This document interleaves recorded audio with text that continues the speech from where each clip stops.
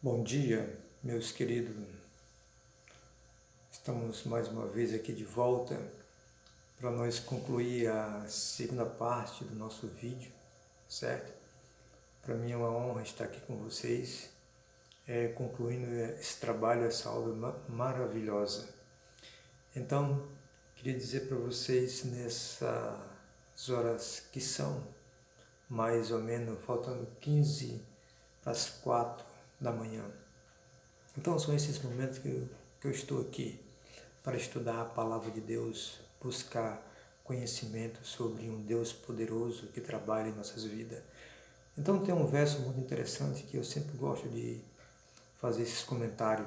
Eu creio que vocês já decoraram esse verso, Provérbio 8,17, que diz assim: aqueles que me guardam, aqueles que me procuram, nas madrugadas me encontrarão. Então, com certeza, se você busca esse Deus, com certeza Ele vai estar presente na tua vida. E são essa obra maravilhosa que esse Deus tem nos colocado diante de cada um de nós. Então, para nós dar início aqui ao nosso trabalho maravilhoso, eu queria orar com vocês, pedindo a graça de Deus em nossas vidas, poder para que a gente possa vencer esse conflito. Tá bom, irmãos? Vamos orar.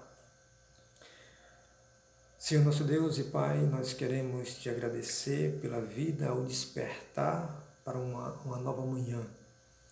Queremos te agradecer por esses atos misericordiosos, Senhor Deus. Que a tua graça sempre esteja presente em nossas vidas.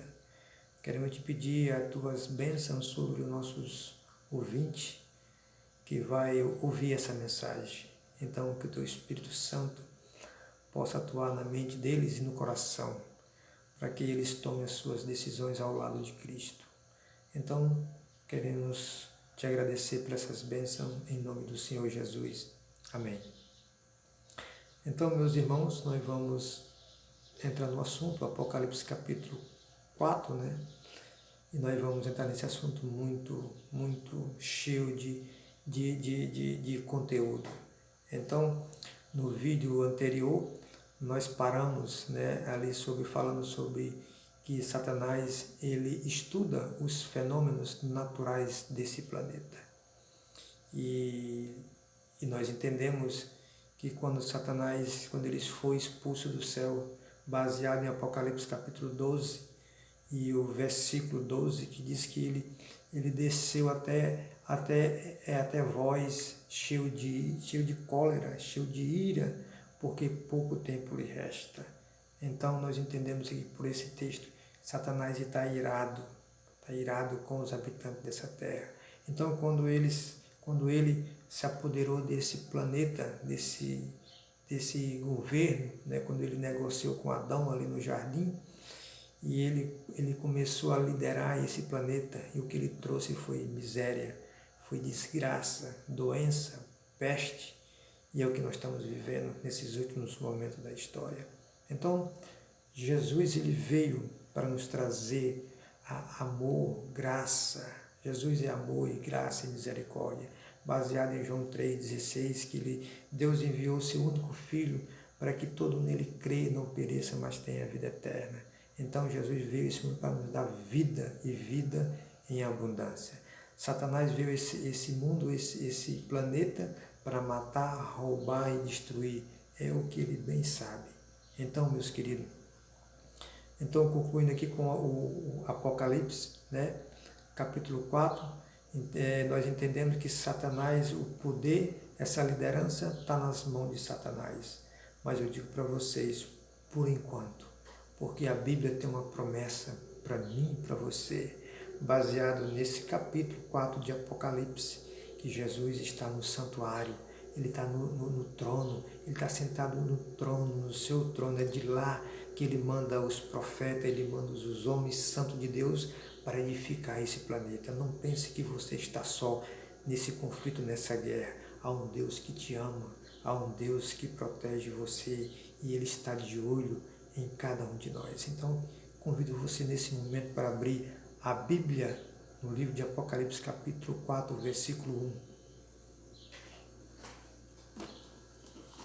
4:1 diz assim: Depois dessas coisas olhei e eis não somente uma porta aberta no céu, como também a primeira voz que ouvi, como de uma trombeta ao falar comigo, dizendo: sobe para aqui e te mostrarei o que deve acontecer depois destas coisas. Interessante, né, meus queridos? Nessa visão, quando João viu, foi ao terceiro céu, quando ele teve essa visão. Esse primeiro textozinho que nós lemos aqui do capítulo 4, ele diz que depois dessas coisas olhei e eis uma porta aberta no céu. É um convite de Deus para João. Deus dizendo assim para João: João, venha até aqui e entre pela porta. E então eu pergunto para vocês, aonde está essa porta, meus queridos, no céu? Aonde está essa porta? Nós aqui imagina, meus queridos, que essa porta no céu seja a porta do santuário, aonde está o trono de Deus. Vocês se lembram ali do antigo Israel? Tinha um santuário. O antigo Israel tinha um santuário.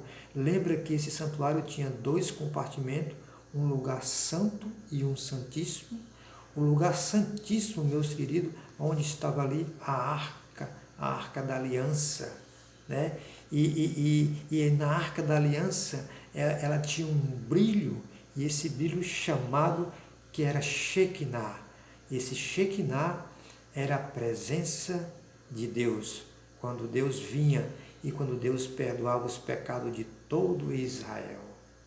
E existia uma data para que Deus fizesse essa obra. Era o 10º dia do sétimo mês. Então, nessa data, Deus perdoaria o povo de Israel. Veja aqui, meus irmãos, 2 versozinhos do Apocalipse capítulo 4. O versículo 2 e o 3 nós vamos ler agora.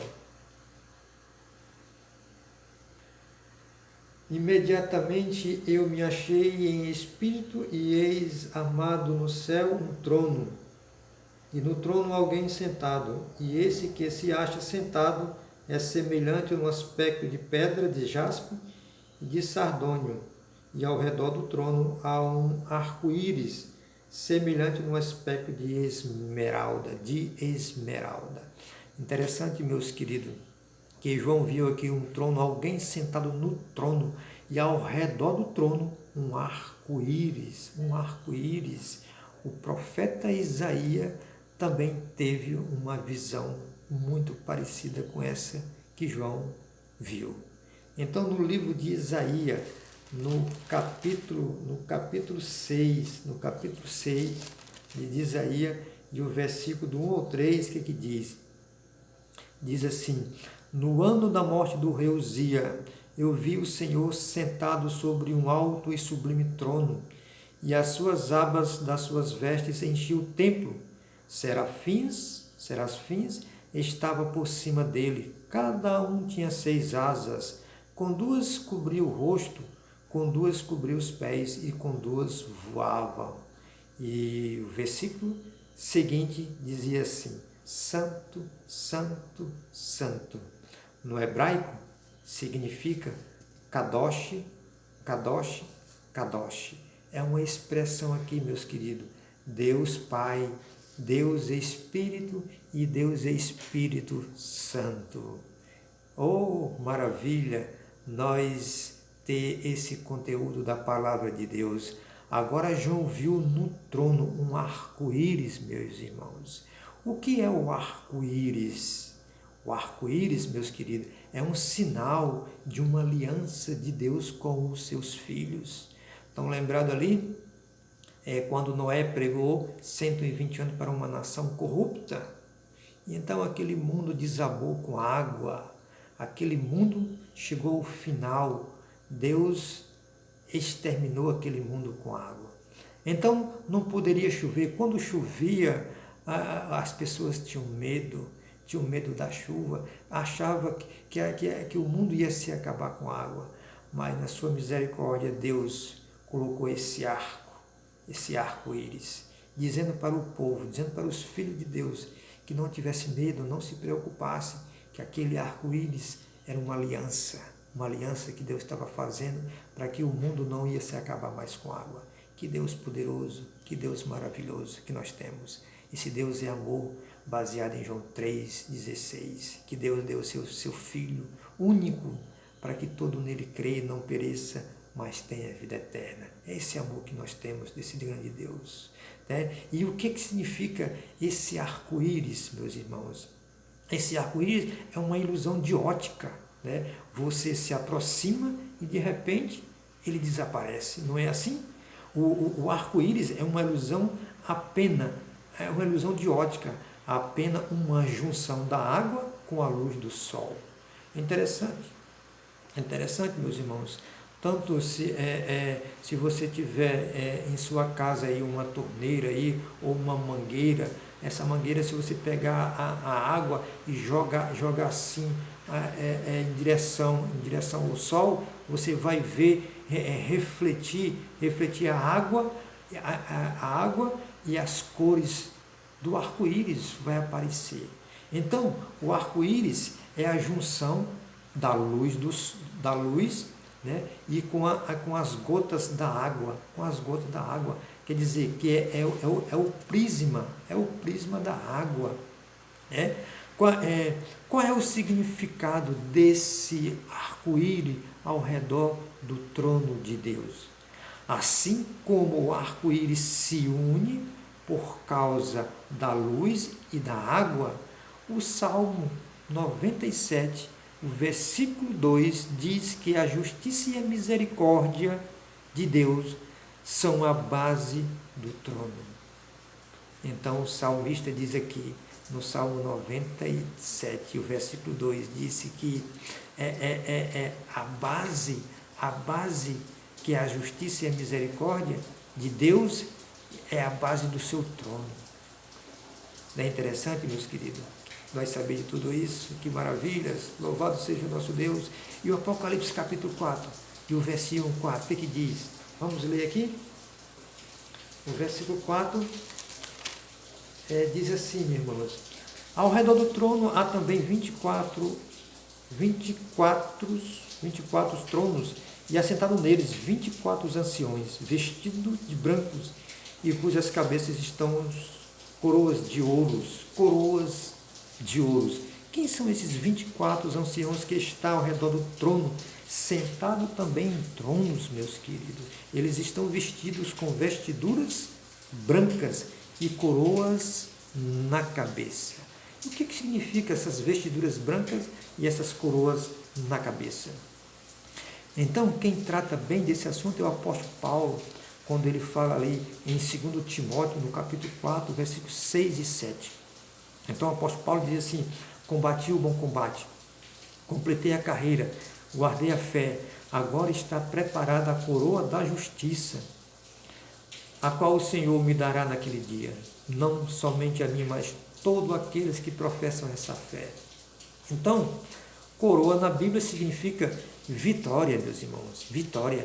E essas vestiduras brancas também significam vitórias. Então aqui, por esse contexto aqui que o apóstolo Paulo fala, ele deixa um grande legado para mim e para você. Essa aqui foi a última prisão que Paulo teve ali na Itália.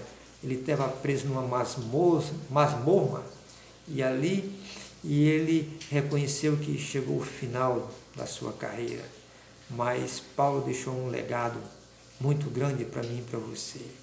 Talvez nessa manhã eu possa estar falando para alguma pessoa que esteja no leito de um hospital, que esteja nos seus últimos momentos de vida, e eu pergunto para você, meu querido, onde você está nesse momento? Qual é o legado que você deixa, né, para os seus irmãos, para os seus vizinhos, a sua família, né? Não é esse legado de casas, carros, ouro, né? Esses matrimônios que o homem corre em busca dessas conquistas. O legado que nós temos que deixar é sobre a palavra. Qual é o seu testemunho? Nós temos que testemunhar desse Deus, assim como Paulo deixa um testemunho grande, e através do testemunho de Paulo, quantas vidas já não foram salvas. E aqui, nesse texto aqui, podemos entender um grande testemunho de Paulo, um grande legado. Então, é o que nós podemos deixar na nossa partida, né? Nesses últimos momentos, nós estamos partindo para um descanso, né? O nosso legado seja esse, a nossa vida espiritual. Se você tem baseado a sua vida nesse contexto, nesse livro, você vai deixar um grande legado. Então, esse é o apelo que você deixa para os seus irmãos. Então, meus irmãos, esses 24 anciãos estão, eles já passaram aqui por essa terra, já venceram esse conflito que eu e você estamos passando. E quem são esses 24 anciãos que estão vestidos de vestiduras brancas, estão sentados em trono? Quem são eles? Quem são eles, meus queridos? O que a Bíblia diz sobre eles? Mas a Bíblia traz uma pista para mim e para você. Quem são eles? Está lá no livro de Mateus, capítulo 27. Capítulo 27, meus queridos. E o versículo 50 e o 53. O que lá diz, meus irmãos? Lá diz assim: Jesus clamando outra vez com grande voz, e entregou o seu espírito, e eis o véu do santuário se rasgou em duas partes, de altos a baixo. E tremeu a terra, e fenderam-se as pedras, e abriram-se os sepulcros, e muitos corpos santos que dormiam foram ressuscitados. E saindo dos sepulcros, depois da ressurreição deles, entraram na cidade santa e apareceram a muitos, meus queridos. Então, na ressurreição de Jesus Cristo, ao terceiro dia, ele ressuscitou esse grupo. E eu pergunto para vocês, quem são esse grupo, meus irmãos? O que vem em sua mente nesse momento? Quem são essas pessoas? Podemos falar também de Moisés. Moisés foi ressuscitado, está no céu, com certeza. Enoque também já está no céu. Elias foi transladado. Quem são mais? Podemos aplicar como Abraão. E quem são mais esse grupo, meus queridos? Podemos até dizer que foi João Batista. Então, na ressurreição de Jesus Cristo ali, ao terceiro dia, ele ressuscitou esse grupo. Ressuscitou esse grupo. E a Bíblia diz aqui que esse grupo, essas pessoas que foram ressuscitadas, entraram na cidade santa e apareceram a muitas pessoas. E sabe qual foi a pregação deles para aquelas pessoas que eles apareceram? Eles diziam assim, a esperança é Jesus Cristo. Ele nos ressuscitou. Nós estamos aqui vivos, ele nos ressuscitou, fomos transladados. Essa é a esperança, é Cristo Jesus. E a Bíblia diz que no ano 31, né, na morte de Jesus, ele subiu aos céus com esse grupo. E lá as portas do céu, os portões dos céus foram abertos. E Jesus entregou ao Pai esse grupo. E esse grupo estão lá no céu, sentado no trono, sentado no trono, assistindo os negócios de Deus. Interessante, meus irmãos, que eles estão lá ao redor do trono, louvando ao nosso Deus. Veja o versículo 9 do capítulo 4, meus queridos, o que diz aqui? O versículo 9 diz assim, quando esses seres viventes deram glória, honra e ações de graças, e aos que se encontram sentados no trono, e aos que vivem pelos séculos do século. Ao versículo 10 diz assim, e os 24 anciãos prostaram-se diante daqueles que se encontram sentados no trono, e adorarão. E o que vive pelos séculos dos séculos, e depositaram as suas coroas diante do trono, proclamando, Tu és digno, Senhor, Deus nosso, de receber a glória, a honra, o poder, porque todas as coisas Tu criaste. Todas as coisas Tu criaste.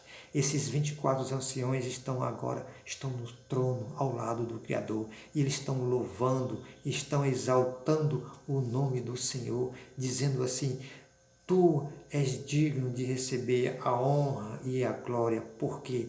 Porque tudo Tu criaste. Eles estão reconhecendo, meus queridos, que Deus é o Criador, que Deus criou tudo, e eles estão ao redor do trono nesse momento, louvando o nosso Deus. Que maravilha saber de tudo isso.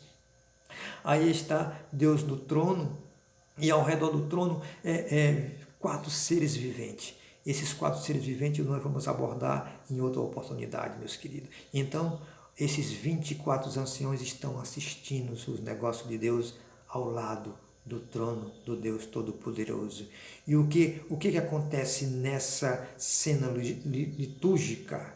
Né? O verso 11, nós já dizemos para vocês aqui, o 9 e o 11, né? Porque aqui eles estão reconhecendo que Deus é o Criador, que Deus criou todas as coisas. Eles estão cantando, tu és digno de receber a glória e reconhecer a honra e o poder. Sabe, meus irmãos, de uma grande intenção de Satanás é tirar isso do coração do homem. Você sabia de tudo isso? Quando o homem nasceu com esse ar de louvor, né? De reconhecer que Deus é o Criador, a intenção do inimigo é tirar isso do coração do homem. Mas esses 24 anciãos estão lá, passaram por essa terra, foram vitoriosos, hoje estão lá no trono, ao lado do trono de Deus, assistindo o negócio do Senhor e reconhecendo que Ele é o Criador, que Deus criou todas essas coisas. Maravilhas! Que poder, né, o Apocalipse tem nos revelado. Então nós temos pessoas, meus queridos, pessoas influentes que influenciaram o mundo no passado e ainda influencia até esses momentos finais da história. Estão na mídia hoje, por exemplo, né, como Albert Einstein, né, que nasceu ali no século XX, né, no século XX, né, era um filósofo, né, onde ele pegava a sua teoria, quando ele falava do relativismo, né, sobre a cultura, baseado também ali em Galileu, né, Galileu, não é isso? Então, criou essa teoria do relativismo. Então, passados alguns tempos, surge outros filósofos, outros, por exemplo, como Charles Darwin, isso no século XIX. O que Charles Darwin pregava? Ele dizia que nós viemos de um animal primata, né? Que nós saímos numa evolução. Meus queridos, ninguém sai do acaso. Ninguém saiu do acaso. O acaso não pode construir nada. Nós saímos da mão do nosso Deus, do nosso Criador, porque Ele foi quem nos redimiu, né? Ele nos redimiu e nos trouxe a vida. Você está entendendo, meus queridos? Então, apaga essa ideia dessas pessoas que estão na mídia, né? Que influenciaram o mundo, certo? Cai por terra. Então esses 24 anciãos estão ao redor do trono, depositando as suas coroas, né, ao redor do trono, reconhecendo que Deus é o soberano, que Deus é o Criador, que Deus é o Redentor. Então você entende agora que Deus não quer o mal de nenhuma pessoa. Deus não quer o mal para nenhum de nós. Está entendendo? E agora você se lembra agora daquelas guerras, da Primeira Guerra Mundial, que foram mortos mais de 19 milhões de pessoas, e a Segunda Guerra Mundial matando mais de 83 milhões de pessoas, meus queridos. E nós, quando chega no pleno século XXI, nós estamos se deparando com uma grande pandemia, uma pandemia que tem arrasado esse planeta, tem destruído muita gente. 2 anos que nós estamos nessa luta, nessa guerra, nesse conflito. Quantas vidas não foram ceifadas? O que traz a amargura, a dor nos nossos corações, as nossas mentes estão de explodir, porque muitos não estão suportando esses últimos momentos da história. E nós entendemos que Satanás tem feito tudo isso porque ele estuda os fenômenos naturais. Deus é amor, meu querido, baseado em João 3,16, que Deus deu seu único Filho para que todo nele crê, não pereça, mas tenha vida eterna. Então, Deus é amor. Você agora entende que Deus está no seu trono, de lá é aquele que de lá ele que governa esse planeta, é de lá que ele manda mensagem, é de lá que ele manda pessoas santas para edificar essa terra. Então esses 24 anciãos estão assistindo ao redor do trono, estão louvando, digno é o Senhor de honra e de louvor, porque o Senhor é o Criador, criou todas as coisas. Então, no livro de Tiago 4, 7, diz assim: resistiu o diabo, que ele fugirá de vós. Então são esses momentos que nós estamos vivendo, onde o diabo tem insistido em suas pregações, levando uma nação à destruição. Então nós temos que resistir com a palavra de Deus, combater, né? Como o apóstolo Paulo: combati o bom combate, completei a carreira. É com a palavra do Senhor que nós devemos bater esses laços do inimigo. E o que diz 1 Pedro, capítulo 5, verso 8 ao 9? Ele diz assim: o diabo, ele ruge como um dragão, a ponto de nos devorar. Meus queridos, nós não somos devorados num piscar de olho, porque Deus é que controla, Deus é que está no comando de tudo. Então, mas o diabo, ele está irado.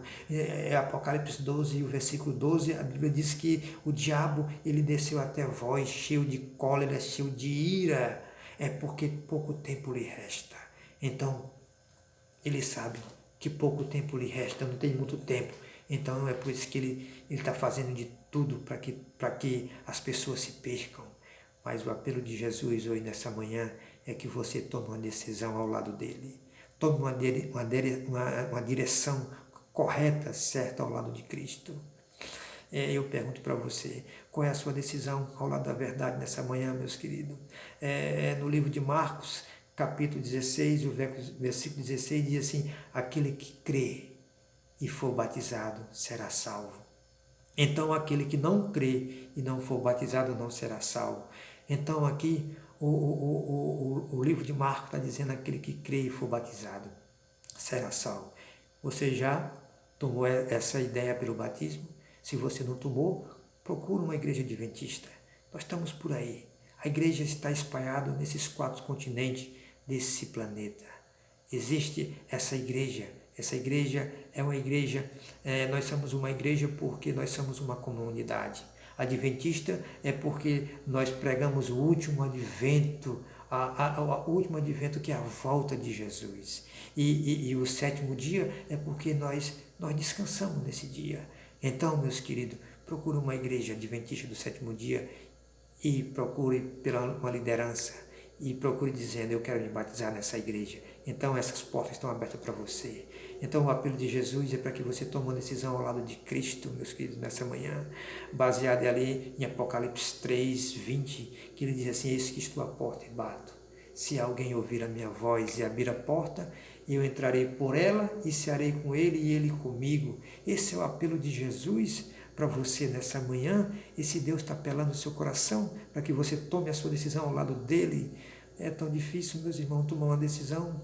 É muito difícil, meus queridos. Nesse conflito nós estamos vivendo, mais uma esperança. Deus está trabalhando na tua vida, Ele está dando força e entendimento. É por isso que nós estamos aqui insistindo, pregando para você, para que você tome a sua decisão ao lado de Cristo. Lembra do Apocalipse capítulo 20, do versículo 3, o 4, o 5, que fala dos 1000 anos?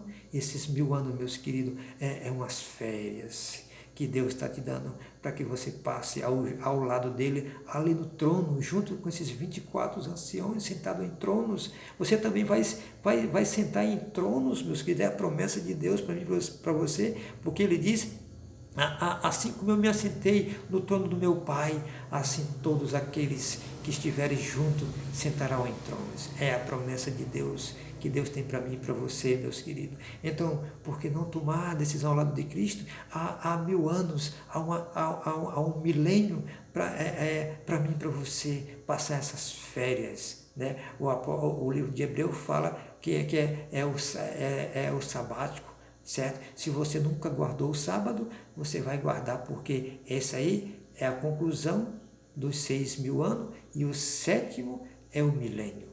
O milênio é 1000 anos no céu. São 1000 anos de férias que Deus está te dando de presente para que você descanse. e chegou o momento de nós, esse mundo chegou ao final e chegou o momento de você descansar. E Deus está te dando para você esse presente, essas férias, é o presente de Deus. Se você nunca guardou, sabe, meu querido, você vai guardar lá na Nova Jerusalém, a cidade santa, que Deus está preparando para mim e para você. Lembra lá de João capítulo 14, verso 1 a 3, que ele foi preparar um lugar? E esse lugar já está preparado, meus queridos. Só falta você chegar lá e Ele te espera. Deus apela o seu coração nessa manhã. E com esse apelo, eu queria convidar você nesse momento para nós fazer uma oração final, uma entrega total de nossas vidas. Senhor nosso Deus e Pai, nós queremos te agradecer por esse momento, Senhor Deus, nessa vida de conflito que nós estamos vivendo, o teu povo. Nós entendemos que aqui o inimigo ele luta para tirar nossa atenção, para tirar o nosso galardão que o Senhor tem nos prometido, mas uma promessa poderosa que o Senhor tem nos feito. João 14, há um paraíso eterno, há uma morada. Então nós queremos te agradecer por todos esses atos que o Senhor tem feito em nossas vidas, que o Senhor prepare esses corações, Senhor Deus, nessa manhã, que essas pessoas possam fazer uma entrega das suas vidas, uma entrega total, que eles possam nesse momento tomar suas decisões ao lado de Cristo, ao lado da verdade. Então, eu entrego essas vidas em tuas mãos, Senhor Deus, para que o Senhor possa abençoar, possa agir com as tuas misericórdias. Então, Senhor Deus, age na vida dessas pessoas, dê força a elas, dê um espírito de mansidão, Senhor Deus, para que eles possam compreender os teus propósitos e os teus objetivos. Então, nesse momento eu faço essa entrega em tuas mãos. Ela entregando essas pessoas, essas vidas, Senhor Deus, que passam por esse conflito nesse mundo tenebroso de angústia, de dor, de sofrimento, de lágrima, tanto desespero que essas pessoas estão passando, Senhor Deus, mas eu creio que nós temos uma esperança, e a esperança é Cristo Jesus. Então eu faço esse apelo nesse momento e essa entrega ao Senhor Jesus. Então nós queremos te agradecer, Senhor Deus, nesse momento, em nome do Senhor Jesus. Amém. Amém, meus irmãos. Até o próximo vídeo.